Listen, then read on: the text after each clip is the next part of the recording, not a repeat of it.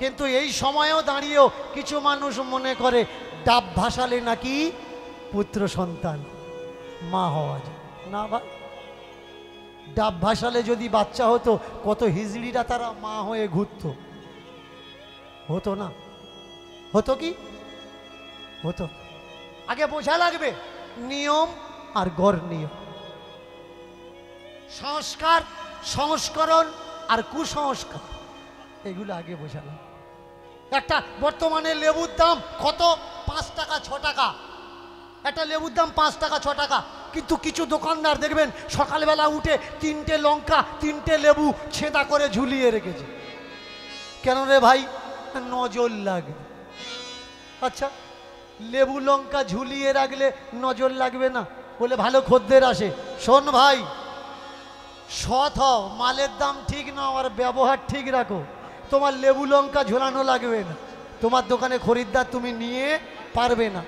আর তোমার ব্যবহার যদি খারাপ হয়, মাল যদি ডুপ্লিকেট হয়, লেবু দিয়ে মালা করে গলায় পরো, তোমার দোকানে খরিদ্দার আসবে।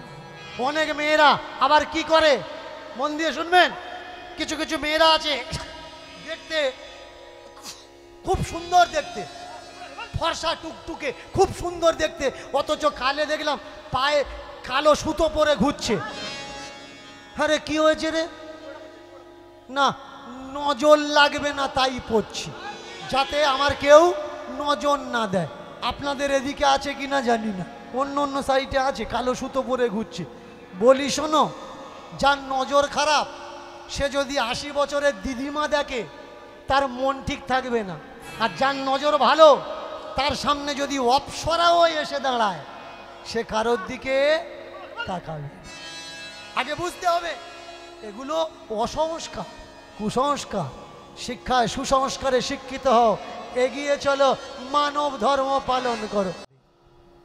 তিনি বললেন, শোনো,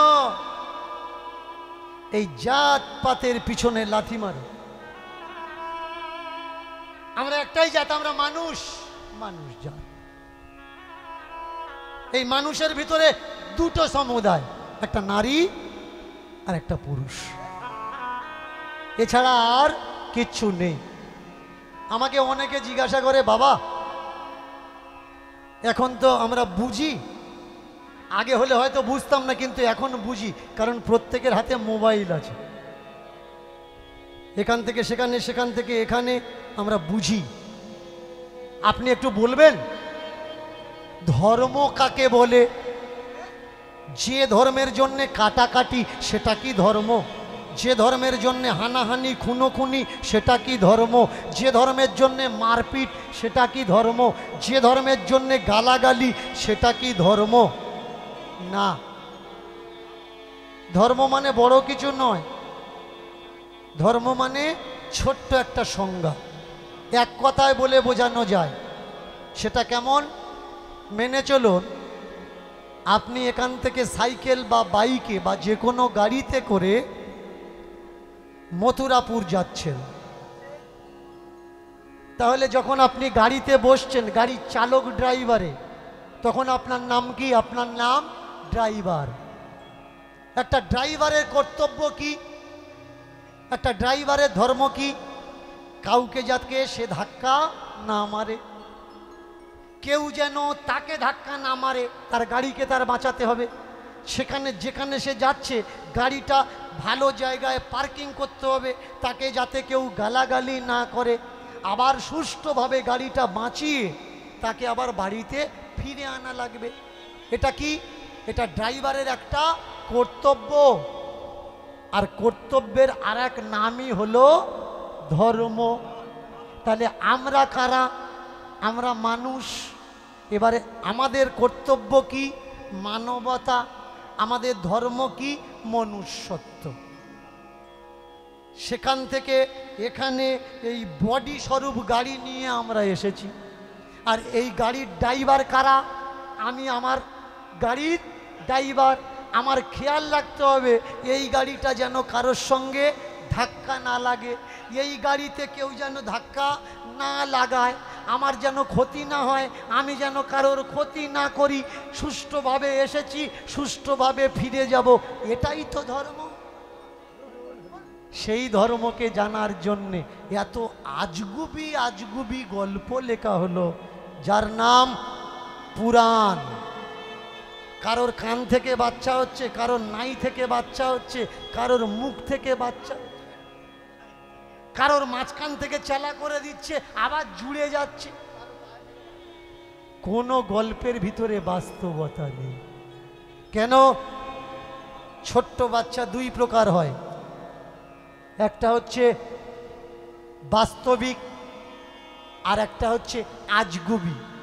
দেখবেন যারা আজগুবি হয় তারা রাক্ষস খক্ষসের গল্প শুনতে ভালোবাসে, আর যারা বাস্তবিক হয় তারা বাস্তব গল্প শুনতে ভালোবাসে। এটা কি, ওটা কি, এটা কি করে হলো, ওটা কি করে হলো, এই সব প্রশ্ন। আর যারা আজগুবি বাচ্চা হয় তারা সন্ধে হলেই ঠাকমার কাতার ভিতরে গিয়ে, ঠাকমার বিছানার ভিতরে গিয়ে বলে, ওটা মা সেই রাক্ষসের গল্পটা বলো, সেই খক্ষসের গল্পটা বলো। আজকের পুরাণ নামক রাক্ষস খক্ষসের গল্প শুনতে শুনতে আমরা যখন দিশেহারা হয়ে গেছি, তখন এলেন আমাদের মহাপ্রভু। তিনি এসে বললেন, এই পুরাণ আদি ধর্মগ্রন্থ কৃষ্ণকে জানার জন্যে কারোর প্রয়োজন নেই, এগুলো ফেলে দাও। আমার মহাপ্রভু এই পুরাণকে অবজ্ঞা করলেন, অবহেলা করলেন। তিনি বললেন, কৃষ্ণকে জানতে গেলে নূতন একখানা গ্রন্থ হওয়ার দরকার। সেটা কি? সেটা হলো কৃষ্ণের সত্যতা। এই সেই মহাপ্রভু, তিনি যে সম্প্রদায় তৈরি করেছেন, সেই সম্প্রদায়ের নাম কি? বৈষ্ণব সম্প্রদায়।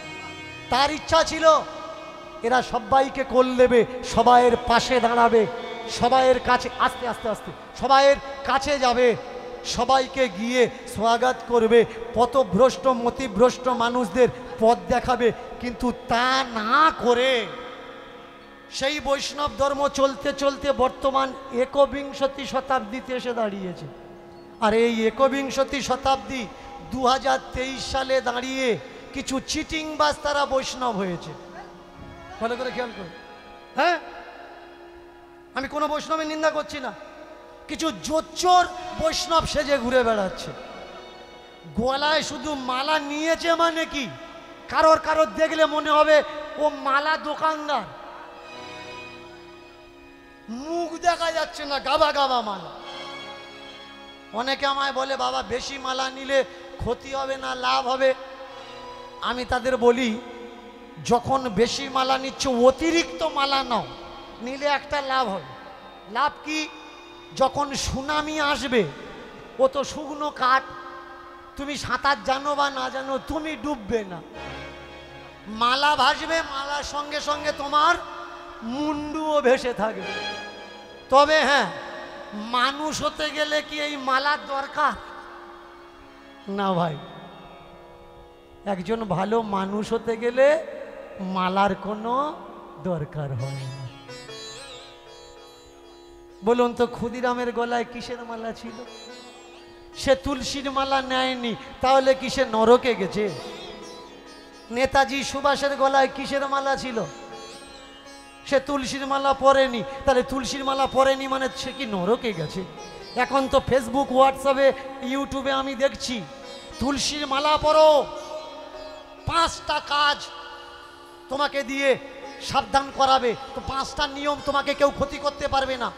কি না, তুলসীর মালা পরলে তার মাথায় বাজ পড়বে না। আচ্ছা, বাজ পড়ার দরকার নেই, বাজ মানে লাখো করোড় ভোল্টেজ ইলেকট্রিক। তুলসীর গলা মালায় দিয়ে, গলায় তুলসীর মালা পরে ভাই জেনারেটরের কারেন্টের তারে হাত দাও না দেখি, তবে তো বোঝা যাবে তোমার বাজ পড়বে কিনা, তুমি মরবে কিনা। আরো কি, তুলসীর মালা গলায় থাকলে নাকি সাপে কামড়াবে না।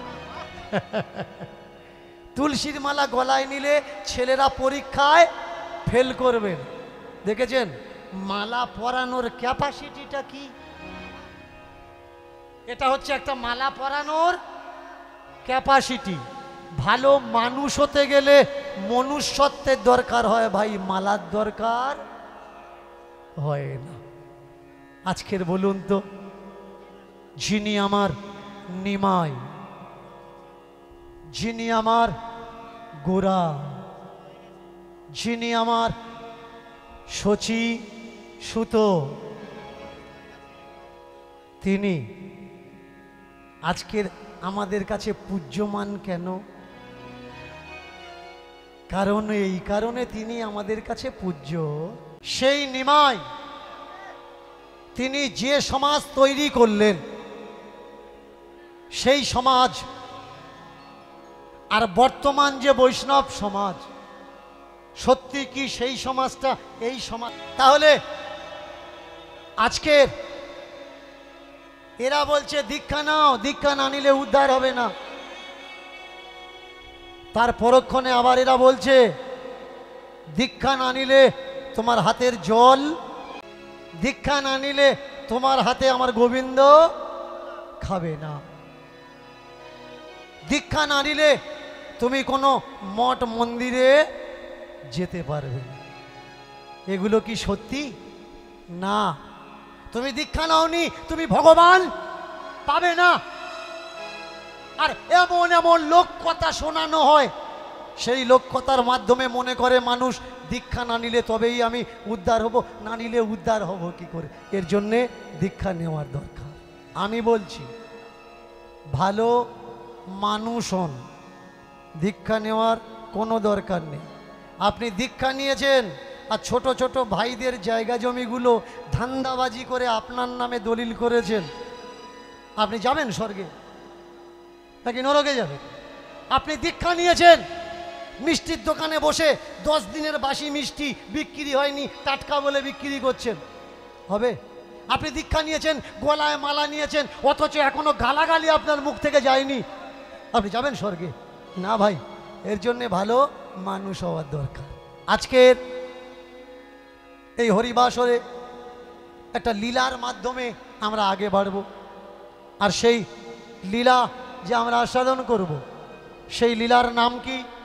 সেই লীলার নাম হলো কর্মা বাই।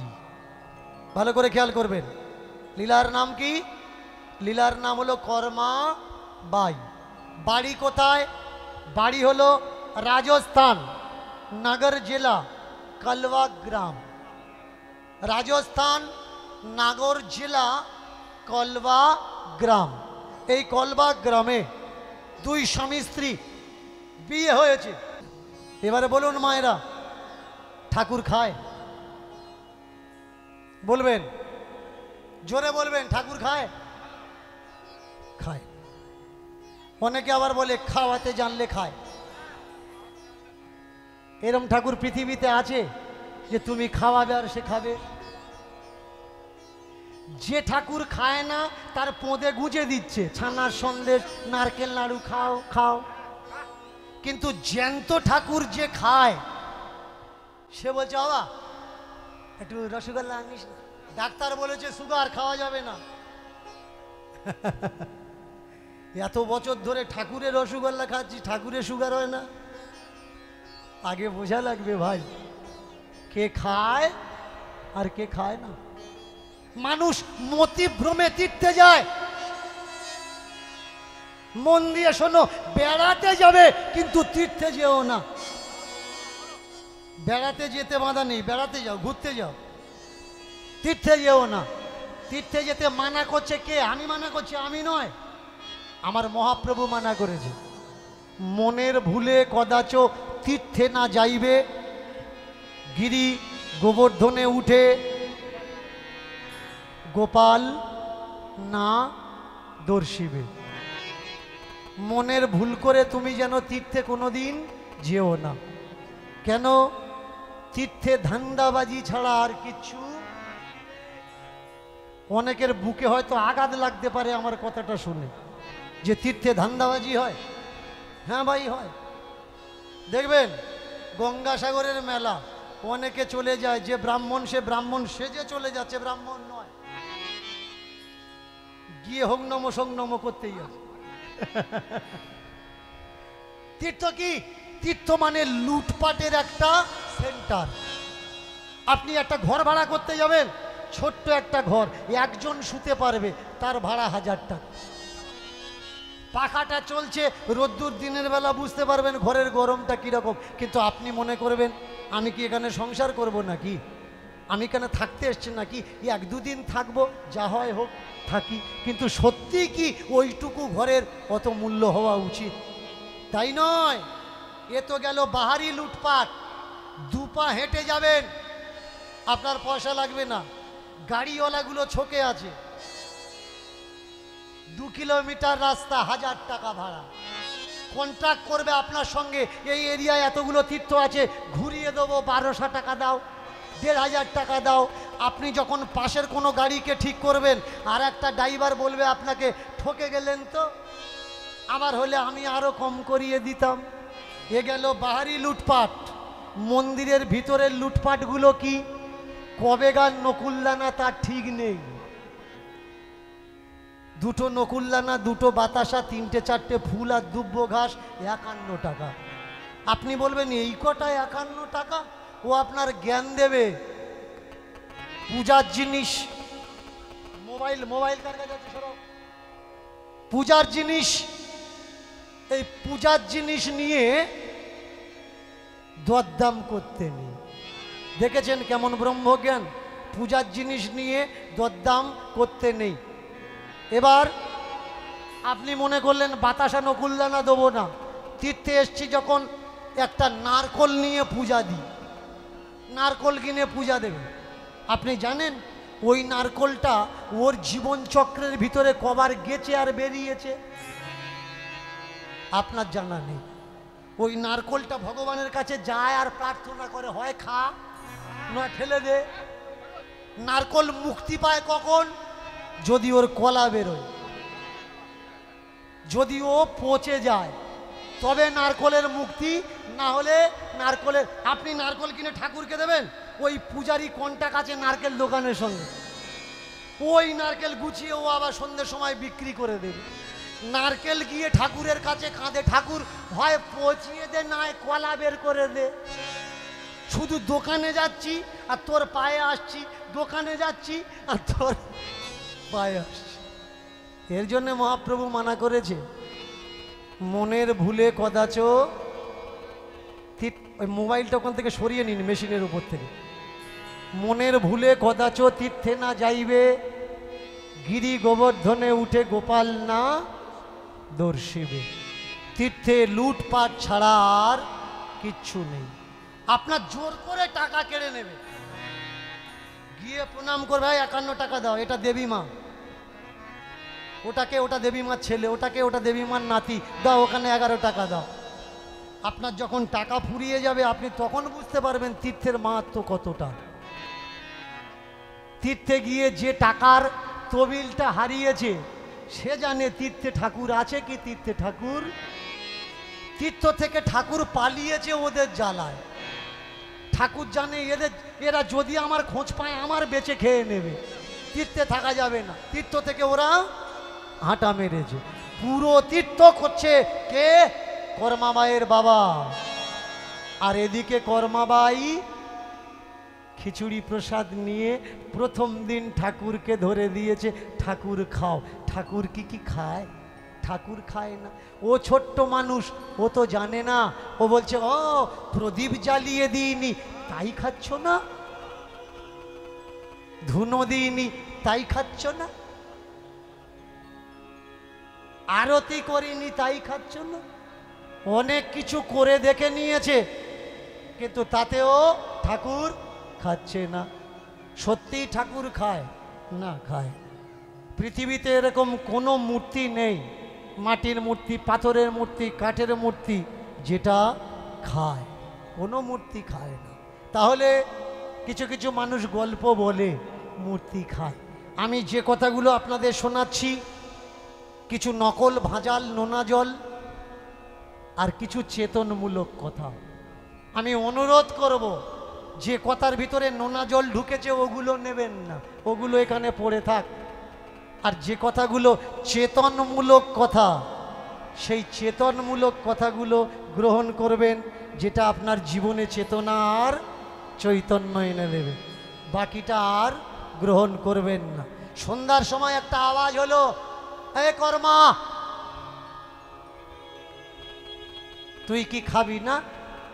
আয় কর্মা, আমি যে খাবো কি করে? তুই তো পর্দা টেনে দিবি তবে তো খাবো। পর্দা টেনে দিসনি আর আমার খেতে বলছিস। সঙ্গে সঙ্গে গায়ের যে ওড়না চুনরিটা এইভাবে ঘিরে ধরেছে, ধরে বললে এবারে খাও। যেই ঘিরে ধরেছে ওদিক থেকে থালার খিচুড়ি প্রসাদ শেষ হয়ে গেল। এটা কিন্তু নোনা জলের কথা, এগুলো নেওয়া যাবে না। আর এসব কথা না বললে মানুষ হা করে শুনবেও না। যে কথাটা শোনার জন্য আপনারা ছুটে এসছেন আর যেটা আপনি বলার জন্য আমি ছুটে এসছি, শুধুমাত্র সেইগুলো গ্রহণ করবেন, সেই টপিকগুলো নেই। এ খাওয়ায় ভগবানকে ওর বাবা জানে না, গ্রামের মানুষ জানে না। আজ 3টে বছর পরে তীর্থে ভ্রমণ করে এসেছে নিজের বাড়িতে ফিরে। সকালবেলা বাবাকে দেখে 6 থেকে 3, মেয়েটার এখন বয়স কত? 9 বছর। বাবাকে দেখে ছুটে গিয়ে জড়িয়ে ধরেছে। বাবা এসেছো, বাবা এসেছো। বাবা, এই মা, তুই আমার কৃষ্ণকে খাওয়াস তো, আমার বিষ্ণুকে খাওয়াস তো? হ্যাঁ গো বাবা, খাওয়াই মানে ও এখন দিন দিন এত খাওয়া ধরেছে যে আমার খাবারও কম পড়ে যাচ্ছে। খাওয়া ধরেছে মানে দেখো, এত এত করে খিচুড়ি দিয়ে দিই, ও এত পেটুক সব খেয়ে নেয়। মেয়েকে জড়িয়ে ধরে আগে চলেছে কোথায়? ঠাকুর ঘরে। ঠাকুর ঘরে গিয়ে ঠাকুরকে দেখে দরজাটা খুলে দিয়েছে। ঠাকুরের মুখের দিকে তাকিয়ে ঠাকুরকে বলছেন, প্রভু সবই তোমার করুণা, সবই তোমার করুণা, প্রভু সবই তোমার করুণা, সবই তোমার করুণা, প্রভু সবই তোমার করুণা, সবই তোমার করুণা। তোমার লীলা বোঝা বড় ভার, তোমার লীলা বোঝা বড় ভার, তোমার লীলা বোঝা বড় ভার, প্রভু তোমার লীলা বোঝা বড় ভার। তুমি ছাড়া কেউ বুঝবে না, বুঝবে না, বুঝবে না। সবই তোমার করুণা, সবই তোমার করুণা, প্রভু সবই তোমার করুণা, সবই তোমার করুণা। তোমার লীলা তুমি বোঝো, তোমার লীলা তুমি বোঝো, তোমার লীলা তুমি বোঝো, তোমার লীলা তুমি বোঝো, তোমার লীলা বোঝা দাও। সবই তোমার করুণা, সবই তোমার করুণা, সবই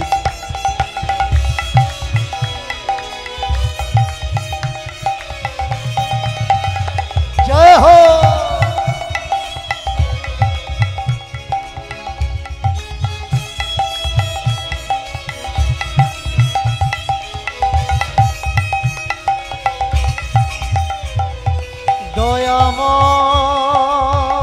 দয়াময়, এই মেয়েকে তুমি দিয়েছ, তোমার সেবা তুমি করিয়ে নিয়েছ। তুমি তো দিন করো, তুমি তো রাত করো, তুমি তো মান দাও, তুমি তো সম্মান দাও, তুমি দাও জীবের মুক্তি। তুমি যাকে করুণা করো, তুমি যাকে রক্ষা করো, তাকে কে মারিতে পারে? তুমি যাকে মারো বলো, কে রক্ষিবে তারে? তুমি যাকে মারো বলো কে রক্ষিবে তারে, তুমি যাকে মারো বলো কে রক্ষিবে তারে, তুমি যাকে রাখো বলো, কে মারিবে তারে? তুমি যাকে মারো বলো, কে রক্ষিবে তারে? তুমি যাকে মারো বলো কে রক্ষিতে পারে, তুমি যাকে মারো তারে কে রক্ষিতে পারে। দয়াময়